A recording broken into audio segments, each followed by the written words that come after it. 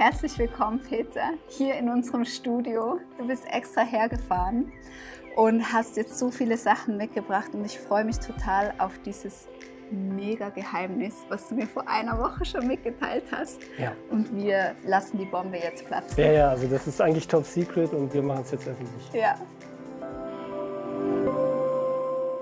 Ja, so schön, dass du da bist. Also das ist der Peter, wer ihn noch nicht kennt. Wir haben auch schon ein mega tolles Interview gemacht und zwar über die rohköstliche Ernährung und deine eigene Heilung. Und du arbeitest bei Keimling, so wie man sieht. Ja, also kann ich nicht verbergen. Ne? Nee, kannst du nicht verbergen. Und deswegen haben wir auch so mega tolle Geräte heute hier. Aber was braucht es? Es braucht nicht nur ein tolles Gerät, es braucht noch ein mega tolles Rezept. Richtig. Ist richtig. Das muss zusammenkommen. Ja, es muss zusammenkommen. Und du kennst ja mich und meine Ernährung und du weißt, dass ich jeden Tag Selleriesaft trinke. Und da sammelt sich enorm viel Trester an. Genau. Und wir haben uns oft schon gefragt, was machen wir mit diesem Trester? Jonas hat auch schon mal versucht, Burger zu machen und die haben wirklich nicht gut geschmeckt. Ja, vielleicht fehlte da noch das Secret. Das gewisse Etwas, genau. Also wir sind nicht unter die Food Designer gegangen, aber du bist unter die Food Designer gegangen und hast was Geniales entwickelt. Ja, also weil wir natürlich auch, wie lange gibt es das jetzt mit dem Selleriesaft? So richtig krass schon eigentlich, vor 2 Jahren fing das an. Und da waren natürlich viele Kunden, die dann auch am Telefon gesagt haben, oh ey, da fällt zu viel Trester an, was mache ich damit? Ja. Und da kann man als erstes natürlich sagen, holt euch einen vernünftigen Entsafter, dann habt ihr mehr Saft und weniger Trester. Aber trotzdem, Trester bleibt einfach immer übrig. Es ist so. Und das ist ja auch wichtig, weil der Saft soll ja eben ohne diese Faserstoffe sein, damit er besser aufgenommen wird. Und da muss man sich natürlich fragen, ja, lohnt es sich überhaupt jetzt noch was mit dem Trester zu machen? Ich meine, wie würdest du das sehen? Wenn du einen guten Entsafter hast, dann schmeckt der Trester ja auch noch kaum nach etwas. Beziehungsweise der Saft ist sehr, sehr intensiv und im Trester ist nicht mehr viel Geschmack. Ja. Wie würdest du das sehen? Ich würde das genauso sehen und dennoch wäre es immer irgendwie schade, tut weh, ne? Ja, immer diesen wachsenden Biomüll zu sehen. Ja. Es fällt einfach so viel an. Ja, und dann hast du mir eine Sprachnachricht hinterlassen und gesagt, Priscilla, ich habe da was entwickelt. Ja, genau. Wir machen nämlich aus dem Trester machen wir Gold. Wir machen Gold, ja. Ja, es ist einfach so. Ich mag Gold, also, ich bin dabei. Ja, also es ist ganz einfach so, je nachdem, mit welchem Entsafter man arbeitet. Wenn man jetzt zum Beispiel mit einer Zentrifuge diesen Stangenselleriesaft macht, dann hat man sicher sehr, sehr viel Inhaltsstoffe noch in dem Sellerie. Also da muss man eigentlich etwas noch damit machen. Und bei anderen Entsaftern, die mehr rausholen, hat man zumindest noch diese Faserstoffe und Ballaststoffe, die ja in unserem Darm dann auch Giftstoffe binden und raustransportieren, die für einen guten Stuhlgang sorgen. Ja. Also von daher ist wirklich schade, es wegzuwerfen. Also pures Gold für den Darm. Was machen wir jetzt mit diesem Darmgold? Ja, also wir geben einfach zu diesem Gold noch etwas Samen hinzu. Und da muss man jetzt natürlich schauen, was will ich am Ende damit machen. Aber im Grunde genommen kann man mit dem Trester, könnte man Cracker machen, das machen wir heute. Ne? Also solche leckeren, knusprigen Cracker. Die bestehen eben zu 50% aus Sellerietrester. Nice. Und die anderen 50%, das sind eben Samen. Und da habe ich eine Mischung zusammengestellt, die eben diesen Brei, den wir dann mit ein bisschen Wasser noch zusammenstellen, der das Ganze dann in so eine tolle Konsistenz bringt, dass man das gut ausstreichen kann. Und dass es hinterher eben auch richtig schön knusprig wird. Und zwar sieht das Rezept so aus, das können wir dann sicher dann irgendwie auch noch verschriftlichen. Genau, wir werden das Rezept dann in dem YouTube-Video, also unten im Beschrieb reintun und dann könnt ihr einfach draufklicken und tada, das Trester gehört euch. Genau. Ja, und es ist so, dass wir hier das schon mal ein bisschen optisch aufbereitet haben. Wir haben also 3 Saaten jeweils mit 150 Gramm und zwar Leinsaat. Dann Hanfsamen, ne, schön wichtig für Omega-3-Fettsäuren. Chiasamen, nochmal das Gleiche, ne, auch sehr viel Omega-3 und quellen eben auch auf. Ne? Also die Leinsaat und die Chiasaat quillt auf. Und dann haben wir eben noch ein bisschen Sonnenblumenkerne. Ist auch von der Optik ganz schön und knuspert schön dann beim drauf beißen. Gut. Und ja, diese Mischung muss ich eigentlich nicht weiter verarbeiten. Das heißt also, ich konnte das natürlich auch alles anschroten. Es ist so, dass viele ja sagen, die Nährstoffe werden dann besser aufgenommen, wenn es angeschrotet ist. Aber wir wollen ja auch richtig kauen. Ja. Also von daher muss man sich das überlegen, mache ich das überhaupt, muss ich das anschroten, weil einen Nachteil gibt es eben auch, und zwar betrifft das die Haltbarkeit. Ja.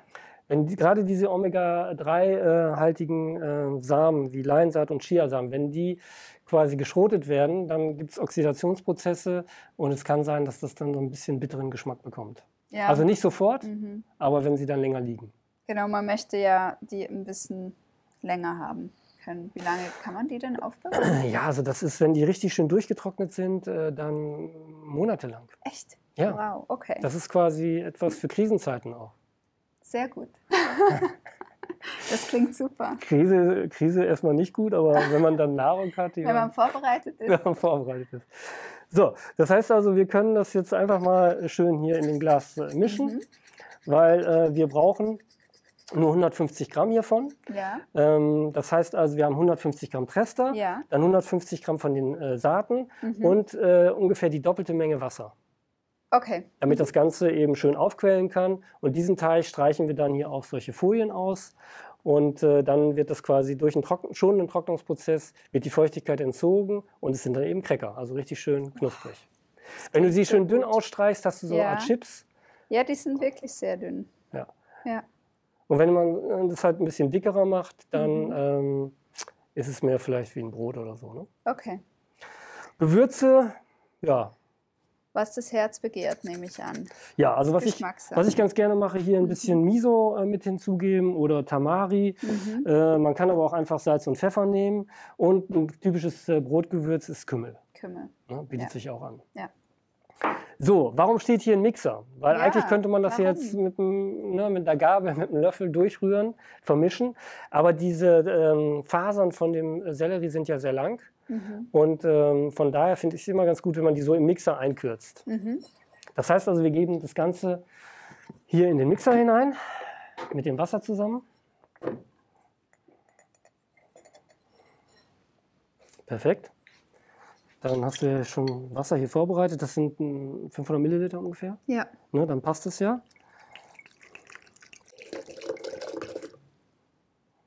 So.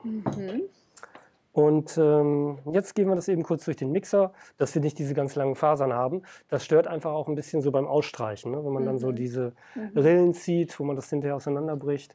Ja. Und von daher tun wir uns dann leichter. Wir können jetzt natürlich auch schon die Gewürze dazugeben, die werden dann ja auch gleich untergemischt. Und wir können den Mixer dann auch gleich benutzen, um die Saaten unterzumischen. So, ich nehme mal hier von diesem Miso. Alles sehr gesund. Das ist unpasteurisiertes Miso. Und dann nehmen wir noch ein bisschen Kümmel. Ja, ich liebe Kümmel. Ja, wunderbar. So lecker. Und noch ein bisschen Salz. Gutes Salz darf nicht fehlen. Ja. Okay. So, dann, wo packe ich das hin? Ah, Zu hier mir. auf den Teller, ja. Die Kochassistentin. Ja, okay. So, Deckel ist richtig drauf. Dann platzieren wir das hier und nehmen einfach so ein Programm für Smoothie-Herstellung. Das geht 1 Minute. Ja, und wir können in der Zeit was anderes machen. Wie kamst du auf die Idee? Ja, einfach durch dieses Fragen von Kunden, denen das einfach wehgetan hat, das immer wieder wegzuschmeißen. Und viele machen das ja tatsächlich auch ganz konsequent. Da fällt jeden Tag, fallen eben 100, 200 Gramm Trester an. Ja, ist bei mir ja auch so und vielen von der Community. Also das sind kiloweise Trester, die da anfallen im Jahr. Ja. Ja, und das kann man eben wunderbar benutzen. Schön ist, dass wir uns unterhalten konnten, trotz Mixer. Ne? Ja, das ist so Der ist schön cool an leise. dem. Der ist so gut. So, schau mal, jetzt haben wir hier so einen richtigen Pudding. Ja, soll ich den auch gleich Kann ausschauen? wieder zurück, ja. Ein Selleriegold. Pudding, der dann zu Trestergold wird. Ich mag den Namen so. Trestergold. Ja, das ist ein toller Name, den du diesem So, Produkt jetzt gegeben benutzen wir hast. nochmal die Waage. Und Ja, geben jetzt 150 Gramm von den Saaten hinzu. Ah, schön bunt, ne? Oh ja, ich mag es sehr. Ich kriege schon jetzt langsam Hunger. Weil die Flüssigkeit, die wir dazugegeben haben, die verschwindet ja durch den Trocknungsprozess dann wieder komplett. Die haben wir jetzt nur gebraucht, damit wir es verarbeiten können. Ja. Okay, gut, dann noch mal kurz den Deckel drauf.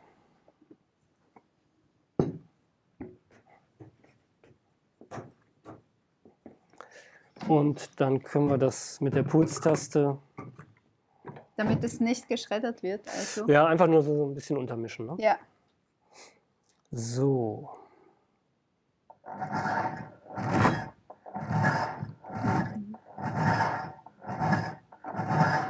Okay, das reicht schon. Oh, so macht es der Profi gut. Und, ich lerne gerade. Und dann, ja, also wenn man die Saaten nicht geschrotet hat, dann ist es so, dass man ein bisschen warten muss, bis sich so diese Konsistenz bildet. Wenn man jetzt diese Leinsaat oder die Skiansaat gemahlen oder geschrotet hätte, geht es wesentlich schneller. Alternativ zum Leinsamenmehl, wenn man die Möglichkeit hat, direkt von der Ölmühle diese Reste von der Ölherstellung zu bekommen. Also das ist auch nochmal eine Möglichkeit, ja, dass man statt die ganze Leinsaat diesen Presskuchen verwendet. Ja. Auch die gleiche Menge. Und das ist hier zum Beispiel, habe ich einfach mal mitgebracht. Das ist also jetzt Leinsamenmehl, nicht einfach gemahlene Leinsaat, sondern diese Leinsaat wurde erstmal ausgepresst, schonend. Und dieses Mehl kann man eben günstig bekommen, wenn man direkt Kontakt zu einer Ölmühle hat und kann auch das benutzen. Hat man noch einen höheren Eiweißanteil in seinem Brot. Ja, mega. Und kein Food Waste. Wie sagt man? Food Waste. Kein Food Waste. Richtig, absolut. Mega. Absolut. Ja. Und wenn ich jetzt dieses Mehl nehme, das enthält ja kaum noch Fettsäuren, dann habe ich auch nicht so diese Oxidation, als wenn ich die Leinsaat frisch schrote. Okay. Ja, also da kommt eins zum anderen. Ne? Wahnsinn. So, ja, dann schauen wir uns das jetzt mal an, wie sich das so entwickelt hat. Ja. Richtig schöne Teigmasse. Ja. Ja, das sieht sehr gut aus. Und wie merkst du, dass es flüssig genug ist oder nicht zu flüssig? Was ist so dein... ja, okay, also das lernt man sehr schnell. Also wenn man zu viel Flüssigkeit hat, dann ist es eben schwierig, das überhaupt auszustreichen. Es läuft dann quasi weg. Es muss eine Konsistenz sein, die so ein bisschen breiig ist. Okay. So, ich würde mal sagen, wie Kartoffelbrei. Kennst du Kartoffelbrei? Ja, kenne ich. Ist mir ein Begriff. Kennst du? Ja. Ich habe dir in unserem Interview gesagt, dass Kartoffeln meine absolute Leibspeise ist. Ich erinnere mich, ja. Und dass ich deswegen nicht rohköstlich bin, weil ich mir immer noch die Kartoffeln mache. Ja, und da habe ich drauf gesagt, ja, eigentlich sollte man Sachen, die man roh nicht essen kann, gar nicht essen. Ne? Ja, genau. Eigentlich. Eigentlich, genau. Gut, okay, also das sieht fantastisch aus. Ja. Da müssen wir uns nur noch entscheiden. Es gibt hier bei diesem Dörrgerät 2 Folien. Einmal eine Silikonfolie oder auch eine Folie aus PTFE. PTFE ist ja so ein bisschen, haben viele Angst, das zu benutzen. Das ist ja quasi Teflon. Aber wir nutzen natürlich niedrige Temperaturen in dem Gerät. Also auf einer Pfanne, wo ich dann noch mit einem Schaber drauf rumkratze. Und hohe Temperaturen ist das natürlich was anderes. Aber hier habe ich eigentlich ganz gute Erfahrungen mit diesen PTFE-Folien und die sind wiederverwertbar. Ich kann Backpapier nehmen. Backpapier ist aber auch beschichtet und das Papier kann ich meistens nur einmal benutzen, dann verzieht es sich. Ja. Und von daher ist das eine Möglichkeit. Ja. So, was noch ganz wichtig ist, die Folie immer runterzunehmen von dem Sieb. Weil wenn ich jetzt mal hier irgendwo drüber streiche, dann setzt sich das halt in die Siebfläche rein und ich habe sehr viel Aufwand, das dann wieder rauszukriegen. Ja, das kann ich mir sauber vorstellen. Zu machen. Und deswegen würde ich immer empfehlen, einfach auf der Folie direkt ausstreichen. Und wenn ich da jetzt was drüber streiche, ja, dann ist die Tischdecke halt ein bisschen schmutzig. Aber die kann man ja leichter sauber machen, als es aus dem Sieb rauszukratzen. Definitiv. Ich werde es einfach in die Waschmaschine schmeißen. Schön. Gut. So, ja, ich würde mal sagen, wir brauchen vielleicht ein Drittel oder die Hälfte dieses Teiges jetzt, um ein Blech voll zu bekommen.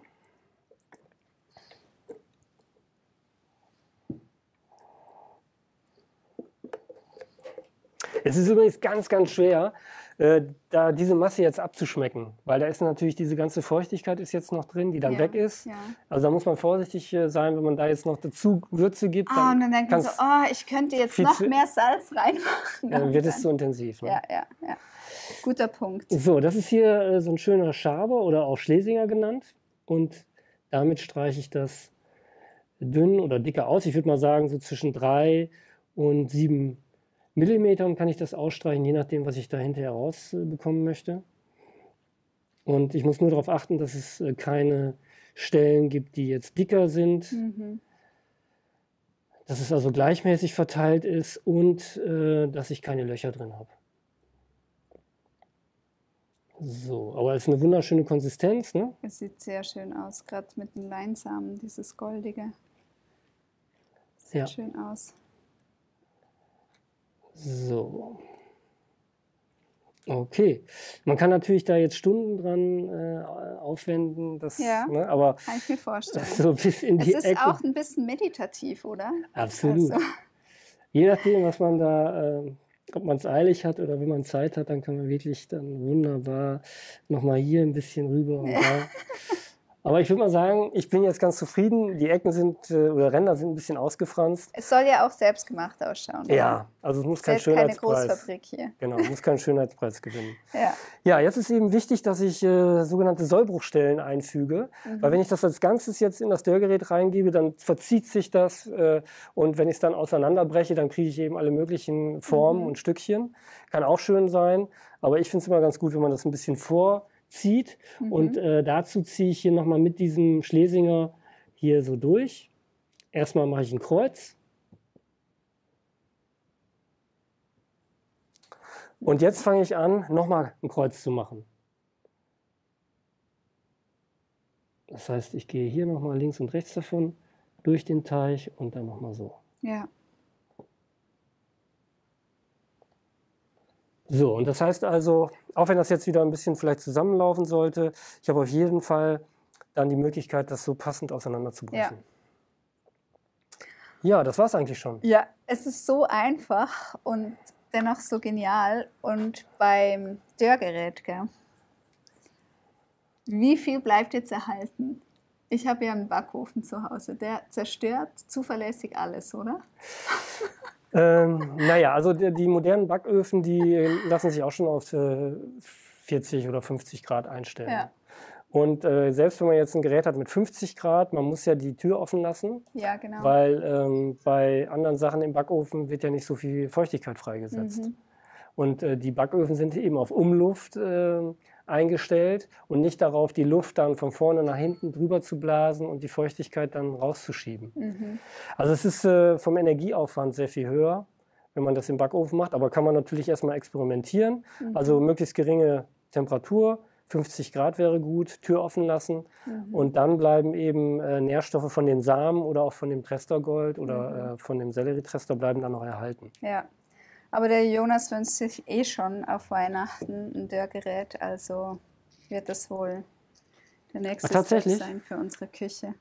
Ja, ich sage halt immer, wir brauchen endlich eine größere Küche. Ach so, ja. Weil wir immer noch in dieser kleinen Wohnung mit der kleinen Küche wohnen, aber ich schaue schon auf dem Immobilienmarkt antreibe. Es braucht Platz für mehrere gute Küchengeräte. Ja, das ist eine gute Idee. Aber ansonsten, das Gerät muss ja nicht unbedingt, also es ist praktisch, wenn es in der Küche steht, aber man könnte es jetzt auch in den Keller stellen. Es muss halt immer eine Möglichkeit sein zu lüften. Weil dieser halbe Liter Wasser, den wir da gerade dazu gegeben haben, der geht ja aus dem Gerät raus. Genau. Und in einem geschlossenen Raum wird irgendwann dann das Wasser von den Wänden runterlaufen. Ja. Also es muss ein Raum sein, der irgendwo Belüftung hat. Ja, die Luft sollte zirkulieren. Ja. Ja, jetzt schieben wir das einfach rein in das Gerät und dann war es das auch schon. Dann, man muss ja nicht dann eben stehen bleiben, sondern das dauert ungefähr...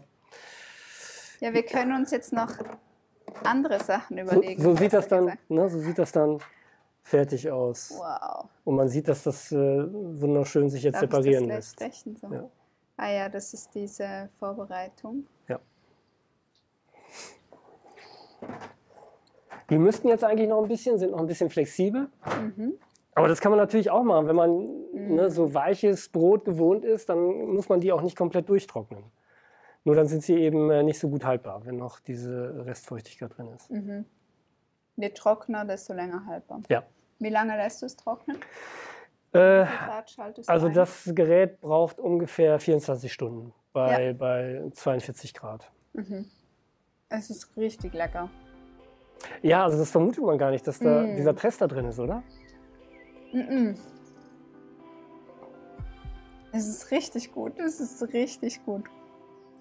Weißt du, ich war schon von deiner Idee begeistert, einfach diesen Trester verwerten zu können endlich. Aber dass es jetzt auch noch so geil schmeckt. Ja, das freut mich natürlich, weil sonst hört man schnell damit auf. Ne? Wenn das dann eben nicht schmeckt, dann macht es keinen Sinn, was damit zu machen. Danke, Peter. Gerne. Für diese innovative Idee. Sie wird der ganzen Selleriesaft-Community so viel helfen, wirklich. Das würde mich freuen. Das ist mega, weil das wirklich frustrierend ist. Wie du gesagt hast, du bist auf die Idee gekommen, weil Kunden geschrieben haben, was mache ich mit dem Trester? Und bei uns ist es auch so. Ich kriege auch andauernd Nachrichten. Also die anfangen. Die anfangen, sagen, das gibt ja so viel übrig. Aber wir, die es schon länger machen, irgendwann gewöhnt man sich dran. Man hat halt einen enorm hohen Biomüllverschleiß. Aber jetzt nicht mehr. Schön, das freut mich. Weihnachtsgeschenk für Jonas und dann ist es geregelt. Ja, wir können ja mal sammeln, oder? Ja, genau. Ja, wunderbar. Ja, jetzt mache ich die Abmoderation mit einem vollen Mund. Ist okay. Weil ich nicht mehr aufhören konnte zu essen. Genau, wenn euch das Rezept interessiert, ihr findet es unten im Beschrieb. Auch die Geräte findet ihr unten. Es ist ein Affiliate-Link, das heißt, ihr unterstützt unseren Kanal, wenn ihr die Produkte bestellt, aber für euch wird es nicht teurer. Und dann an dich vielen herzlichen Dank, dass du dieses wunderbare Rezept mit uns geteilt hast. Und danke an Keimling und danke an euch. Bis zum nächsten Video. Ciao.